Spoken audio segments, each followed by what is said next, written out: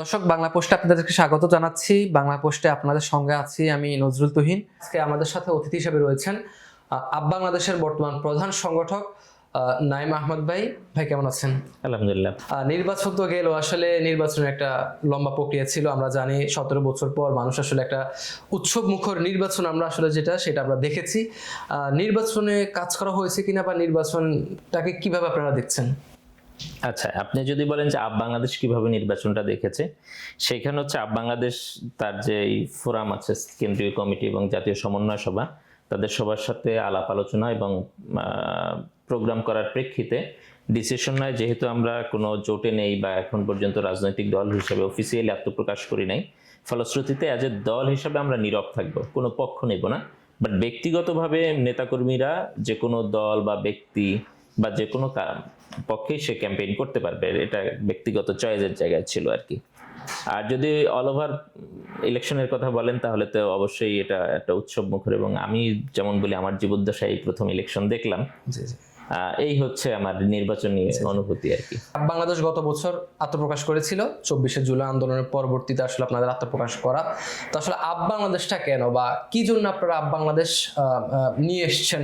আচ্ছা, আমরা যখন আমি ব্যক্তিগতভাবে হচ্ছে আমি জুলাই অভ্যুত্থানের পরে জাতীয় নাগরিক কমিটি যেটা ছিল, ওটার কেন্দ্রীয় কমিটির অর্গানাইজার ছিলাম, এবং ওই সময়টাতে আমি দেশের বিভিন্ন জেলায় সফরে গিয়েছি এবং মানুষকে একটা স্বপ্ন দেখাইছি যে বাংলাদেশে একটা নতুন রাজনীতি লাগবে, যেটাকে আমরা বলতাম নয়া রাজনৈতিক বন্দোবস্ত।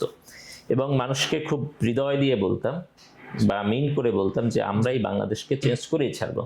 এখন দেখেন না যে পার্শ্ববর্তী আর বিভিন্ন দেশে যে অভ্যুত্থানের পরে অভ্যুত্থানকারীরাই আবার ক্ষমতা আসতেছে, একটা চেঞ্জের একটা সম্ভাবনা তৈরি হইতেছে। আমরা ওই জিনিসটা মনে করতাম যে সত্যিকারেই আমরা একটা পরিবর্তন নিয়ে আসবো। তো একটা পর্যায়ে আমি ঢাকায় এসেই ফিল করলাম যে ঢাকায় আমরা আসলে সেই নয় রাজনৈতিক বন্দোবস্তের দিকে খুব বেশি হাঁটছি না। সেই পুরাতন রাজনৈতিক বন্দোবস্ত যেগুলো আছে, সেই মানে বলতে পারেন যে পুরাতন বোতলে নতুন মদ বা যেটাই বলেন, ওইরকম একটা ঘটনা ঘটছে আর কি। ফলশ্রুতিতে সেখান থেকে আমাদের মনে হয়েছে যে এইখান থেকে এখন আমাদের করণীয় কি, যে তাহলে পুরাতন রাজনীতির দিকেই হাঁটা অথবা নতুন কিছু ইনিশিয়েট করা। ওইখান থেকে আসলে পরবর্তীতে আমরা একটা পর্যায়ে যে আপ বাংলাদেশ গড়ে তুলি, এই পরিবর্তনের নেশায়, পরিবর্তনের আশায় আমরা এটা গড়ে তুলি। আপনি যেটা বলছিলেন যে আপনি নাগরিক কমিটি ছিলেন, আপনারা আগে নাগরিক কমিটি ছিলেন। নাগরিক কমিটি থেকে তো আমরা দেখেছি যে এনসিপি গঠিত হয়েছে, তারপরে এনসিপিতে না গিয়ে আপ বাংলাদেশ কেন খোলা? আচ্ছা, এটা আংশিক উত্তর কিন্তু অলরেডি দিয়ে দিয়েছি। অর্থাৎ আমরা নাগরিক কমিটিতে যুক্ত হয়েছিলাম বাংলাদেশের রাজনীতিকে পরিবর্তন ঘটানোর জন্য, একটা নয়া রাজনৈতিক বন্দোবস্ত নিয়ে আসার জন্য। ফলশ্রুতি এই জিনিসটা কি, পুরাতন রাজনীতি থেকে এখানে পার্থক্যটা কি? ধরেন সেটা পার্থক্য হইতে পারে বিদ্যমান যে মানি মাসলের রাজনীতি আছে, সেটার বিপরীতে একটা সুস্থ ধারার রাজনীতি আপনাদের দিবেন। যে কালো টাকার রাজনীতি আছে, সেখানে একটা স্বচ্ছ ফাইন্যান্সিয়াল মডিউল নিয়ে আপনি একটা রাজনৈতিক প্রস্তাবনা দিবেন। এখন যেভাবে সবাই পরিবারতন্ত্রকে গালি দেয়, পরিবারতন্ত্র ইটসেলফ তো সমস্যা না, সমস্যাটা হচ্ছে যে প্রত্যেকটা দলের একটা সংবিধান আছে, গঠনতন্ত্র আছে। যখন সেই দলটা ওই সংবিধান বা গঠনতন্ত্রের ব্যত্যয় ঘটায় কোন একটা ব্যক্তি বিশেষের দ্বারা পরিচালিত হয়, ধরেন যে বিএনপি তারেক রহমানের দল, আর ধরেন আরেকটা দল যেটার এরকম কোনো ফ্যামিলি লিগাসি নাই, কিন্তু ওই পার্টির চেয়ারম্যানই যদি সর্বেসর্বা হয়, তাহলে ফলাফল তো একই। ফলে আমরা বলতেছিলাম যে এই ধরনের ইতিবাচক যে মানে ইন্ডিকেশন গুলো আছে, ওইগুলো সুস্পষ্ট থাকতে হবে। কিন্তু আমরা ওইটা দেখতে পাইনি। ইন্টারনাল যে প্র্যাকটিস তখনই ছিল, এর পাশাপাশি নানা ধরনের দুর্নীতির অভিযোগ ইন্টারনালি অনেকের বিরুদ্ধে উঠতেছিল যে তারা এটার সাথে সংশ্লিষ্টতা আছেন, বিভিন্ন নিয়োগ বাণিজ্য, এবং আমাদের যে মানে অর্থনৈতিক যেই ক্যাশ ফ্লো ছিল ওইটা অনেক অস্বচ্ছ, মানে অন্ধকার ছিল। আমরাও জানতাম না। আমরা বারবার টপ লিডারশিপকে জিজ্ঞেস করেছি, যে ইভেন অনেক টপ লিডাররাও জানতো না যে এখানে টাকাটা কিভাবে আসতেছে, কারা দিচ্ছে, কিভাবে ব্যয় হচ্ছে। সো এই জায়গা থেকে একটা সত্যিকার অর্থে স্বচ্ছ ইন্টিগ্রিটি সম্পন্ন একটা রাজনৈতিক ধারা আমাদের দরকার ছিল, যেটা আমরা আসলে নাগরিক কমিটিতে কম ফিল করেছি। এবং পরবর্তীতে কিন্তু এই বিতর্কগুলো এসেছে যে এখানে দুর্নীতির সাথে অনেকের সংশ্লিষ্টতার অভিযোগ উঠেছে, স্বচ্ছতা নিয়ে অভিযোগ উঠেছে। এবং আপনি জানেন বা খেয়াল করবেন হয়তো, যখন ইলেকশনটা হয় এবং এনসিপি যখন জামাতের সাথে জোটে যায়, এনসিপির যে সর্বোচ্চ বডি রাজনৈতিক কাউন্সিল যেটা আছে সেইখানকার একজন গুরুত্বপূর্ণ সদস্য সামান্তা শারমিন, তিনি মিডিয়ায় এসে বলতেছেন যে আপনার এই টিভি চ্যানেলে দেখে, মানে যে যে টিভি চ্যানেলে উনি বসা সেইখানকার টিভি চ্যানেলে দেখে তিনি প্রথম জানতে পারছেন যে তার দল আরেকটা দলের সাথে জোট করে ফেলছে। যেখানে ধরেন যে জামাতের সাথে জোট করা না করা নিয়ে নানা ধরনের টেনশন ছিল, সেই রকম একটা জায়গায় জোট করেও ফেলছে এরকম একটা দল, অর্থাৎ কিন্তু তার অন্যতম একজন টপ লিডার সেটা জানে না। তার মানে টোটাল ডিসিশন মেকিং প্রক্রিয়াটা এটা আগাগোড়া একটা অস্বচ্ছ প্রক্রিয়ার মধ্যে ছিল, যার কারণে আমরা আমাদের আসলে ডিফারেন্ট একটা ইনিশিয়েটিভের দিকে যাইতে। যে এনসিপি তো যেহেতু জুলাই থেকে এসছে, আপনারাও বলছেন আপনারা আসলে জুলাইকে ধারণ করার জন্য আপ বাংলাদেশটাকে একটা রাজনৈতিক প্ল্যাটফর্মে নিয়ে আসছেন। তো আসলে এনসিপি জুলাইকে কতটুকু ধারণ করছে বা আপনারা জুলাইকে কতটুকু ধারণ করতে পারবেন বলে মনে হচ্ছে? আচ্ছা, দেখেন এই জিনিসটা অনেক ক্ষেত্রে আপেক্ষিক। ধরেন যে মানে জুলাই অভ্যুত্থানে যারা নেতৃত্ব দিয়েছে, এই নেতৃত্ব দেওয়ার পরবর্তীতে যেই স্পিড বা যেই চেতনা নিয়ে জুলাই অভ্যুত্থানটা হয়েছিল, সেইটা যদি আবার নেতারা ধারণ না করেন, তাহলে সে জুলাইয়ের নেতা হইতে পারেন, কিন্তু সে জুলাইয়ের রাজনীতিটা করছেন না।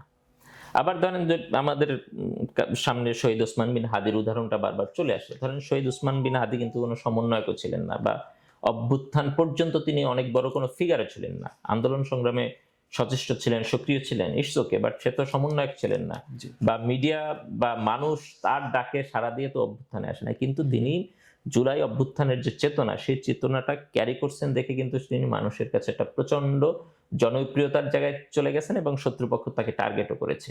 ফলে আমরা ওই জায়গাটা মানে বলার চেষ্টা করছি যে ধরেন এনসিপির অনেক লিডারশিপ অভ্যুত্থানে তাদের অনেক ভূমিকা আছে, সম্মুখ সারিতে ছিল, মানুষ তাদের লিডারশিপ একটা সার্টেন লেভেল পর্যন্ত মেনে নিয়েছে তৎকালীন সময়। কিন্তু আমরা মনে করি তারা রাজনৈতিক দল গঠন করার পরে তারা তাদের কমিটমেন্টের সাথে, অর্থাৎ ধরেন এখানে বিভিন্ন ধরনের অনেক ইসলামপন্থী অংশগ্রহণ করেছে অভ্যুত্থানে, অনেক সেকুলার অংশগ্রহণ করেছে, বামপন্থীরা অংশগ্রহণ করেছে। সো তারা যখন একটা দল গঠন করবে, এই দল যখন বলবে যে আমি একটা সেন্ট্রিস্ট পলিটিক্স করব, কিংবা ধরেন যে যখন আমি একটা বামপন্থী পলিটিক্স করব বা ইসলামপন্থী পলিটিক্স করব, অথবা বলবে অমুকের সাথে জোটে যাব, অমুকের সাথে যাব না, সে তার রাজনৈতিক ট্র্যাজেক্টরি হইতে হবে, সে যেটা বলছে সেটা করবে, এটাই স্বচ্ছতা, দ্যাটস ইট। কিন্তু এনসিপি বা দেখবেন যে একটা সময় বিএনপিকে ব্যাশিং করেছে, একটা সময় জামাতকে ব্যাশিং করেছে, জামাতকে বলেছে দিল্লির এক্সটেনশন, আবার সেই জামাতের সাথে যে তারা জোট করেছে। ফলে মানুষ তো কনফিউজড হয়ে গেছে, মানুষ এই ধরনের এরশাদ মার্কা পলিটিক্স তো আর দেখতে চায় না। এরশাদকে আমরা যে ক্রিটিক করতাম, কেন করতাম? যে সকালে একটা ডিসিশন নিত, বিকালে আরেকটা ডিসিশন নিত, তাই না? সো এইটা হচ্ছে ক্রাইসিসের জায়গা, যে এনসিপি অভ্যুত্থানের দল নিঃসন্দেহে, কিন্তু সে যেটা করেছে যে সে যেটা স্বচ্ছ ইন্টিগ্রিটি সম্পন্ন রাজনীতি তার বিনির্মাণের কথা ছিল, সেইটা বাদ দিয়ে সে এক ধরনের অপকৌশলের রাজনীতির দিকে ঢুকে গেছে। এইটা হচ্ছে আমাদের দিক থেকে হচ্ছে অবজেকশন। আমরা দেখছি আপনাদের আপ বাংলাদেশে যারা আছে, তারা অতীতে যদি আমরা একটু দেখি, তারা অনেকেই শিবির থেকে এসছে, শিবির করেছে, শিবিরের সাথে সংযুক্ত ছিল, জামায়াতের রাজনীতির সাথে সংযুক্ত ছিল। তো আমরা সোশ্যাল মিডিয়া বা বিভিন্ন পারপাস আমরা দেখছি মানুষ বলছে আসলে যে আপ বাংলাদেশটা জামায়াতের একটা বি টিম বিভিন্ন সময়, বা আপ বাংলাদেশটাকে গঠন করা হয়েছে জামায়াতের মাধ্যমে, জামায়াত আপ বাংলাদেশকে গঠন করেছে, জামায়াত পরিচালিত করছে। আসলে আপনাদেরকে পরিচালিত কারা করছে? আপনাদের আইডিওলজিটা আসলে কি, বা আপনারা কি জামায়াতের বি টিম কিনা? আচ্ছা, আইডিওলজির জায়গায় আমরা শুরু থেকেই বলছি যে আমরা সেন্টার রাইট একটা পলিটিক্সের বিনির্মাণের চেষ্টা করব। আর বি টিমের ব্যাপারটা হচ্ছে, এটা তো আছে বাজারে, এই গুঞ্জন আছে, আমরা এটা বেশি ডিবাঙ্ক করে সময় নষ্ট করতে আগ্রহী না। বাট আপনাকে ব্যক্তিগতভাবে আপনাকে এনশিওর করতে চাই যে এটা আসলে কারো বি টিম না। আমরা নিজের চেষ্টায় যতটুকু পারছি ততটুকু পরিচালিত হচ্ছে। যদি এখানে অনেক বড় ব্যাকআপ থাকতো, তাহলে তো আমরা অনেক ফুলে ফেপে অনেক ভালো করতে, বা জামাতের সাথে এখন জোটে থাকতাম, 2-4 জন হয়তো এমপিও থাকতে পারতো, তাই না? সো এইটা আসলে সময়ে এটার উত্তর মানুষের সামনে নিয়ে আসবে আর কি। আমরা দেখছি বর্তমানে তো 26 নির্বাচনের পর এখন নতুন একজন নতুন সরকার হয়েছে, বাংলাদেশের একটা দল থেকে নতুন একটা সরকার গঠিত হয়েছে। এই নতুন সরকারকে আপনারা কিভাবে দেখছেন, আর নতুন সরকারকে আপনারা আসলে কিভাবে সাপোর্ট দিতে চাচ্ছেন আগামী দিনে? আচ্ছা, এখন ধরেন নতুন সরকার, এক নাম্বার হচ্ছে আমরা দীর্ঘকাল পরে সত্যিকার অর্থে জনগণের ম্যান্ডেটের মধ্য দিয়ে একটা সরকার পাইছি, এবং সেই সরকারটা অ্যাটলিস্ট আওয়ামী লীগ বা হাসিনা না। এটা হচ্ছে আমাদের প্রথম পাওয়া। যে ধরেন এখন আমরা তারেক রহমানকে গালি দিলেও আমরা মোটামুটি বুঝি যে পরে রাত্রে এসে র্যাব তুলে নিয়ে যাবে, এইরকম একটা সিনারিও অন্তত বাংলাদেশে এখন পর্যন্ত হয় নাই। তারপরে সরকারের তো ধরেন জুলাই সনদ এবং নানা ইস্যুতে এক ধরনের বিতর্কিত অবস্থান আছে। তারপরেও মনে করি এই সরকারটা যেহেতু ডেমোক্রেট মানে মানুষের ম্যান্ডেট নিয়ে আসছে, ফলে মানুষ কি চিন্তা করে, কি মানুষের কি পারসেপশন, এটার ব্যাপারে তারা অবশ্যই বদার থাকবে এবং একটা ব্যালেন্স মানে সবসময় থাকবে, একটা ডেমোক্রেটিক যে ব্যালেন্স ওইটা থাকবে। ফলে মানুষের আশা আকাঙ্ক্ষা জুলাই এগুলোকে মানে তোয়াক্কা না করে তারা সরকার পরিচালিত করতে পারবে বলে আমি মনে করি না, বা সেই পথে তারা হাঁটবেও না। আপনারা তো রাজনৈতিক নতুন দল নিয়ে আসছেন, আগামীতে নতুন রাজনৈতিক বন্দোবস্ত নিয়ে আসার পরিকল্পনা করছেন। আগামী নেক্সট ইলেকশনে, পরবর্তী নির্বাচনে আপনারা কি নির্বাচনে অংশগ্রহণ করবেন কিনা, বা সেই লক্ষ্যে আপনারা হাঁটছেন কিনা? আচ্ছা, একটু জাস্ট আপনাকে কারেকশন দিই, আমরা নয়া রাজনৈতিক বন্দোবস্ত বলছি না, এই শব্দটা ধরেন অনেক ক্লিশেও হয়ে গেছে। আমরা বলছি নতুন ধারার রাজনীতি। জি। এবং আমাদের টার্গেট খুবই স্পেসিফিক, আগামী ইলেকশনে যেটা 4-5 বছর পরে হবে, সেইখানে আমরা বেসিক্যালি বাংলাদেশের 300 আসন, আমরা 30টি আসনে ফাইট দিতে চাই এবং 30 জন সংসদ সদস্য নির্বাচিত করতে চাই। আমরা সেই লক্ষ্যেই কাজ করতেছি। আমাদের এখনকার বাস্তবতায় সারা দেশে আমরা বড় সংগঠন করে ফেলবো ওই বাস্তবতা নাই। আমরা খুব স্পেসিফিক কম্পারেটিভলি যে জায়গাগুলোতে আমাদের সক্ষমতা তৈরি হবে আগামী ধরেন 1-1.5 বছরের মধ্যে, ওই জায়গাগুলোতে সর্বোচ্চ ফোকাস দিয়ে ওই 30টা আসনে আমরা সংসদ সদস্য নির্বাচিত করে নির্বাচিত করতে চাচ্ছেন। জি জি। একটা রাজনৈতিক দল পরিচালনার জন্য বিশাল অঙ্কের টাকার প্রয়োজন হয়, ফান্ডের প্রয়োজন হয়, ফিনান্সিয়াল একটা ব্যাপার আছে। আপনারা যেহেতু নতুন রাজনৈতিক দল নিয়ে আসছেন, আপনাদের ফিনান্সিয়াল ফান্ডটা কিভাবে হবে, বা আপনাদের এই ফিনান্সিয়াল ক্রাইসিসটা আপনারা কিভাবে ডেভেলপ করবেন? আচ্ছা, এখানে দেখেন না, এখানে কোনো আলাদিনের চেরাক টাইপের কোনো ব্যাপার নাই। বাংলাদেশে যেই প্রক্রিয়াগুলো আছে এটার মধ্যেই একটা স্বচ্ছতা এনশিওর করা। তো সেইখানে তিনটা চারটা ভাগ আপনি ধরতে পারেন। একটা হচ্ছে আমাদের যে নেতাকর্মী থাকবে তাদের একটা মান্থলি চাঁদা থাকবে, তারা এটা পার্টিতে ডোনেশন করবেন প্রতি মাসে, একটা আয়ের ইনিশিয়াল উৎস। দ্বিতীয় হচ্ছে আমরা যেহেতু একটা ইতিবাচক ধারার রাজনীতি করব, সব মানুষ আসলে সক্রিয় রাজনীতিটা করতে পারেন না, ফলে অনেকে চান এই ধরনের রাজনীতি আরো ডেভেলপ করুক, তারা একটা আমাদের শুভাকাঙ্ক্ষী হিসেবে ফাইন্যান্সিয়াল একটা সাপোর্ট আমাদের দিবেন। 3 নম্বরে ধরেন আমরা এইটা বাংলাদেশের যারা ব্যবসায়ী বর্গ বা ধনিক শ্রেণী যারা আছেন, যারা টাকা পয়সা যাদের একটা সচ্ছলতা আছে, আমরা তাদের কাছেও যাব। আমাদের একবারে ধরেন প্রেজেন্টেশন রেডি করে নিয়েই আমরা তাদের কাছে যাব। আমাদের জায়গা খালি একটা হচ্ছে, আমরা কারো এমন কোনো এজেন্ডা বাস্তবায়ন করব না যেটা জনগণের আশা আকাঙ্ক্ষার বিপরীতে থাকবে। এই শর্ত ছাড়া আমরা যারাই আমাদের ডোনেট করতে চাইবে তাদের সহায়তা আমরা নিব, কারণ এই সহায়তাটা দরকার। এটা হচ্ছে একটা জায়গা। আর দ্বিতীয় একটা দিকে আপনাকে একটু নজর দিতে চাই, সেটা হচ্ছে দেখবেন যে জুলাই অভ্যুত্থানের পরে মানুষের মধ্যে একটা ইতিবাচক পরিবর্তন এরকম হয়েছে যে ক্রাউড ফান্ডিংটা আস্তে আস্তে জনপ্রিয় হয়ে উঠছে। এবং আপনাকে জাস্ট বলার জন্য বলি, ব্যক্তিগত পর্যায়ে আমি বাংলাদেশের প্রথম পলিটিশিয়ান যে মানে নিয়মিত ক্রাউড ফান্ডিং প্রক্রিয়ার মধ্য দিয়ে আমার লাইফস্টাইল কস্ট আমি নির্বাহ করি। পরবর্তীতে দেখা গেছে যে এবার ইলেকশনে দেখবেন যে মানে এরপরে আমাদের যে মানে সংগঠন আপ বাংলাদেশ, সেও এই ক্রাউড ফান্ডিং মডিউলটা অ্যাডাপ্ট করেছে।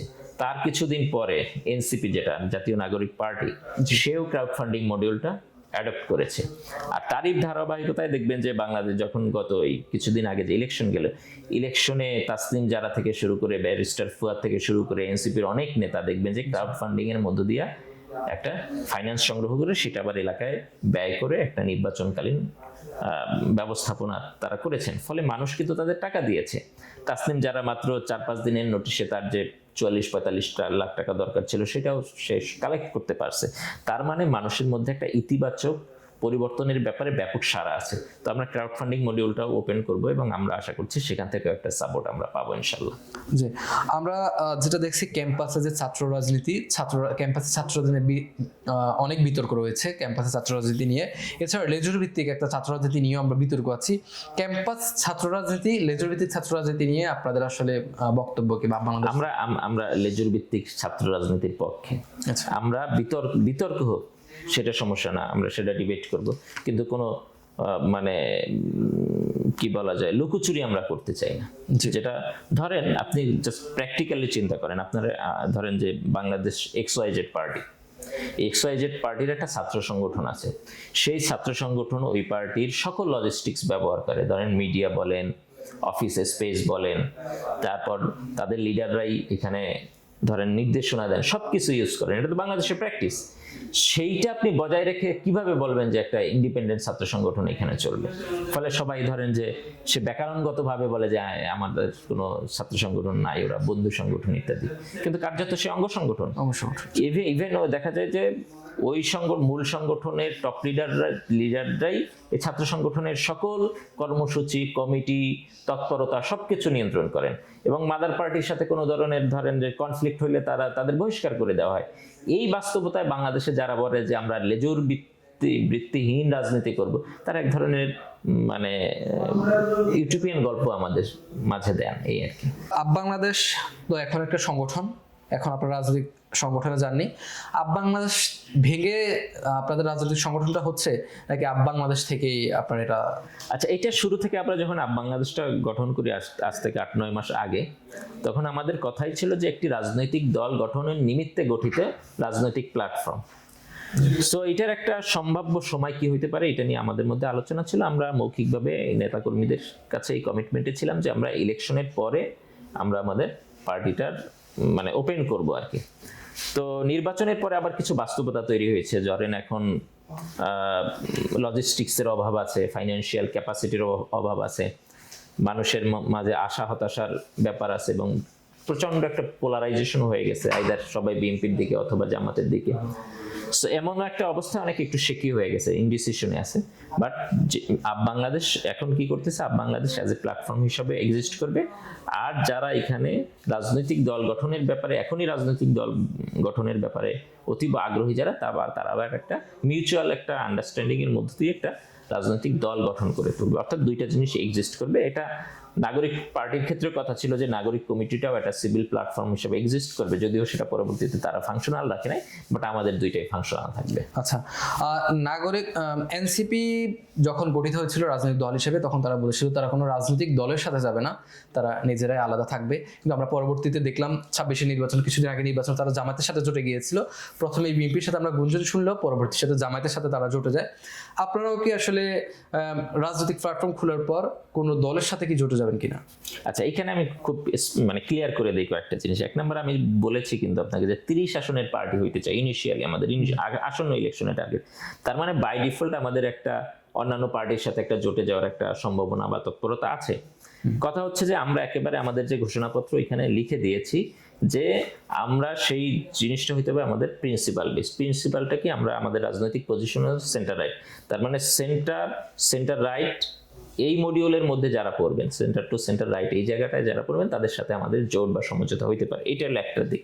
আর দ্বিতীয় একটা গুরুত্বপূর্ণ দিক হচ্ছে আমরা বিকল্প একটা শক্তির ব্যাপারে কমিটেড, অর্থাৎ বিএনপি জোট বা তার সঙ্গী, জামাত জোট বা তাদের সঙ্গী। এই যে দুইটা পোলারাইজেশন হয়ে গেছে একবারে বাংলাদেশে, এই দুইটাই কিন্তু পুরাতন রাজনৈতিক বন্দোবস্ত, এরা কিন্তু নতুন রাজনৈতিক বন্দোবস্ত না। ফলে নতুন রাজনৈতিক বন্দোবস্তের ব্যাপারে কমিটেড এইরকম লোকদের সাথেই আমাদের বেসিক্যালি জোটটা হইতে পারে, এবং আমরা আমাদের সর্বোচ্চ চেষ্টা করব এই দুইটা জোটের বাইরে একটা তৃতীয় বলয় গড়ে তোলার জন্য। এবং আমরা বিশ্বাস করছি যে মানুষের মধ্যে ওইটার একটা আকাঙ্ক্ষা আছে, অনেকে নিরুপায় হয়ে, এবং এবার এই দুই জোটের এক জোটকে একটা রিঅ্যাকশনারি জায়গা থেকে তাদের বেছে নিতে হয়েছে। তো আমরা তাদের জন্য একটা অপশন হয়ে উঠতে চাই। আমরা বিদ্যমান রাজনৈতিক দল দেখেছি, বিদ্যমান রাজনৈতিক ধারা থেকে আপনাদের পার্থক্যটা কি, বা আপনাদেরকে মানুষ কেন গ্রহণ করবে একটা রাজনৈতিক দল হিসেবে? আমরা অনেক রাজনৈতিক দল এখন দেখতে পাচ্ছি আছে বাংলাদেশে বর্তমানে, আপনাদেরকে আসলে কেন মানুষ গ্রহণ করবে? আচ্ছা, আমি থিওরিটিক্যাল জায়গায় ঢুকার চেয়ে একটু প্র্যাকটিক্যাল জায়গা থেকে বলি। যে ধরেন বাংলাদেশে অনেক মানুষ এবার দাঁড়িপাল্লায় ভোট দিয়েছে, তারা দেখবেন যে দাঁড়িপাল্লার ঠিক ভোটার না, কিন্তু নিরুপায় হয়ে দিচ্ছে। এই অর্থে নিরুপায় হয়ে দিচ্ছে যে আরেকদিকে হলো বিএনপি চাঁদাবাজ, এই পারসেপশনের জায়গা থেকে যে সে তো আরো ডেঞ্জারাস হয়ে উঠবে। আবার আরেকটা অংশ দেখবেন যে ভোট দিচ্ছে যে বিএনপি ভালো এই জন্য না, কিন্তু জামাত একটা ধর্মীয় রাষ্ট্র বা এই ধরনের যে ফ্লেভারটা নিয়ে আসতে চায় সেটার ব্যাপারে সে কিছুটা শঙ্কিত, ওই জায়গা থেকে সে দেখবেন যে বিএনপি কে ভোট দিছে। ফলে বাই ডিফল্ট হচ্ছে এখানে একটা থার্ড অপশনের, যেটা এনসিপি প্রথমে পারত যে সে কোনো দিকে না যে সেই একটা বিকল্প হয়ে উঠবে, যে একটা সেন্ট্রিস্ট ভাইব থাকবে, সে যেটা বলতেছিল আর কি। ওই জায়গাটা কিন্তু এখনো খালি আছে। ফলশ্রুতিতে এইখানে যদি আপনি মানুষের মাঝে এই আস্থা ক্রিয়েট করতে পারেন যে আপনি পুরাতন কোনো রাজনৈতিক বন্দোবস্তের কাছে আত্মহতি না দিয়ে নিজেই একটা থার্ড অপশন হিসাবে নিজেকে পোর্ট্রে করবেন, তাইলে মানুষ এখানে দেখবেন যে সাড়া দিবে। এইটা হচ্ছে খুব একটা জায়গা। আর একটা জায়গা যদি একটু থিওরিটিক্যাল জায়গায় ঢুকি, তাহলে দেখবেন যে বাংলাদেশে যে ধর্মীয় রাজনৈতিক দলগুলো আছে তারা দেখবেন যে একেবারে ধরেন ইসলামী রাজনৈতিক দল বা হিন্দু ধর্ম ভিত্তিক রাজনৈতিক দল, এরকম দলগুলো আছে, তারা কিন্তু একেবারে তাদের যে ধর্মীয় বয়ানের মধ্যে যে রাষ্ট্রকল্প ওই জায়গায় থাকে। বাট আরেকটা দেখবেন যে বাংলাদেশে যেগুলো বিএনপি বা আওয়ামী লীগের মতো দল আছে, তাদের আসলে কোনো মোরালিটি নেই, রাজনীতি তাদের মোরালিটি, লুটপাটি তাদের মোরালিটি।